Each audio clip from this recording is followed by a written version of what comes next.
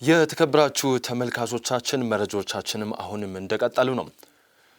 በምግብ እጥረት ለተጎዱ ህጻናት እንዲደርስ በጤና ተቋማት ብቻ የሚከፋፈል ፓምፕሌት በግለሰቦች ቤት ተከማችቶ በቁጥጥር ስር ውሏል። በጅማ ከተማ አስተዳደርና በምዕራብ አርሲ ዞን በምግብ እጥረት ለተጎዱ ህጻናት እንዲደርስ በጤና ተቋማት ብቻ የሚከፋፈል ፓምፕሌት የተባለ የታሸገ የህጻናት ምግብ በግለሰቦች ቤት ተከማችቶ በቁጥጥር ስር መዋሉም ተገልጿል። በጅማ ከተማ ወረዳ 2 ገንጆ ጉድሩ ቀበሌ ውስጥ በተደረገ ፍተሻ በአንድ ግለሰብ ቤት ከህገወጥ ነዳጅ ጋር የተከማቸ የታሸገ የህጻናት ምግብ በቁጥጥር ስር ውሏል ሲል የጅማ ከተማ ፖሊስ ዋና መምሪያ ኮሚኒኬሽን ጽህፈት ቤት አስታውቋል። እንደ ኮሚኒኬሽኑ መግለጫ ከሆነ የካቲት 9 ቀን 2018 ዓ.ም በጅማ ከተማ አስተዳደር ወረዳ 2 ገንጃ ጉድሩ ቀበሌ ውስጥ ህገወጥ የነዳጅ ዝውውር ለመቆጣጠር በተደረገ ፍተሻ በአንድ ግለሰብ ቤት ከ43 በርሜል ቤንዚል ጋር 61 ካርቶን ፓምፕሌት የታሸገ የህጻናት ምግብ በቁጥጥር ስር መዋሉንም ገልጿል። በህገወጥ መንገድ የተያዘውን 61 ካርቶን ፓምፕሌት የህጻናት የታሸገ ምግብና 43 በርሜል ቤንዚል ያከማቹ ግለሰቦች ላይ በማስረጃም እየተጣራም ይገኛል። በተመሳሳይ በምዕራብ አርሲ ዞን ነንሰቦ ወረዳ ውስጥ በመንግስት ተሽከርካሪ በድብቅ ተጭኖ ሲጓጓዝ የነበረ የታሸገ የህጻናት ምግብ በቁጥጥር ስር ውሏል። የነንሰቦ ወረዳ ፖሊስ ጽህፈት ቤት ኃላፊ ኮማንደር ገመዳ ነያማ እንደተናገሩት የካቲት 21 ቀን 2018 ዓ.ም የሰሌዳ ቁጥሩ ኮድ 404815 ኦሮሚያ በሆነ አምቡላንስ ተሽከርካሪ በርካታ ፓምፕሌት የታሸገ የህጻናት ምግብ በህገወጥ መንገድ ሲጓጓዝም ተይዟል። በጤና ተቋም ብቻ በምግብ እጥረት ለተጎዱ ህጻናት እንዲከፋፈል በከፍተኛ ወጪ የተገዛውን የህጻናት ምግብ በድብቅ ለቸርቻሪ ነጋዴዎች ለመሸጥ የተዘጋጀው ግምቱ 2,380,000 ብር የሚያወጣ ሲሆን አሽከርካሪው ከጤና ተቋማት ሰራተኞች ጋር የጥቅም ትስስር በማድረግ በድብቅ ሲያጓጉዝ በማህበረሰቡ ጥቆማ በቁጥጥር ስር ውሏል።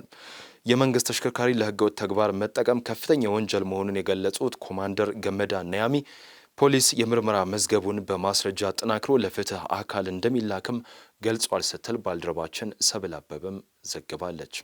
ተመልካቾቻችን አሁንም የብስራት የዩቲዩብ የመረጃ ሰዓታችን እንደቀጠለ ነው። አሁን በቀጥታ የምናልፈው ከወደ ዓለም አቀፍ ወደ ተገኙ መረጃዎች ይሆናል።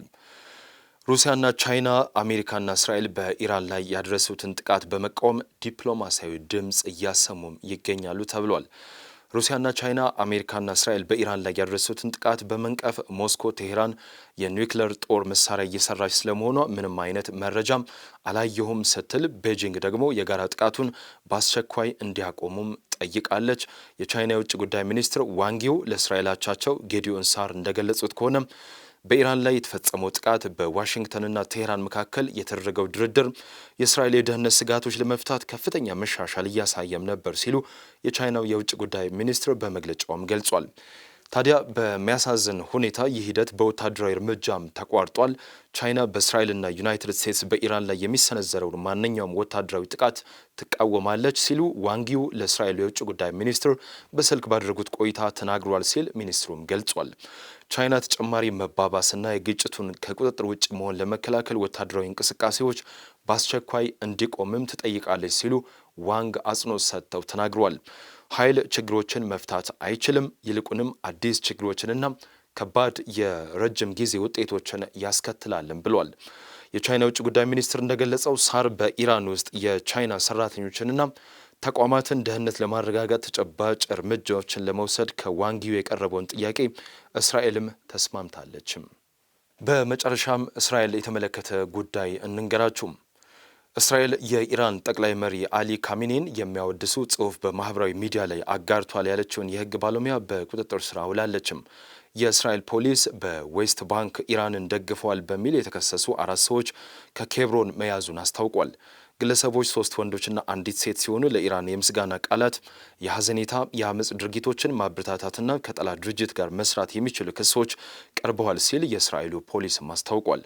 ከታሳሪዎች አንዱ የፍልስጤም አስተዳደር የህግ አማካሪ እንደሆነ የገለጸው ፖሊስ ሟቹን የኢራኑ ጠቅላይ መሪ አሊ ካሚኔን የሚያወድሱ ጽሑፍ በማህበራዊ ሚዲያ ላይም አጋርቷል ተብሏል።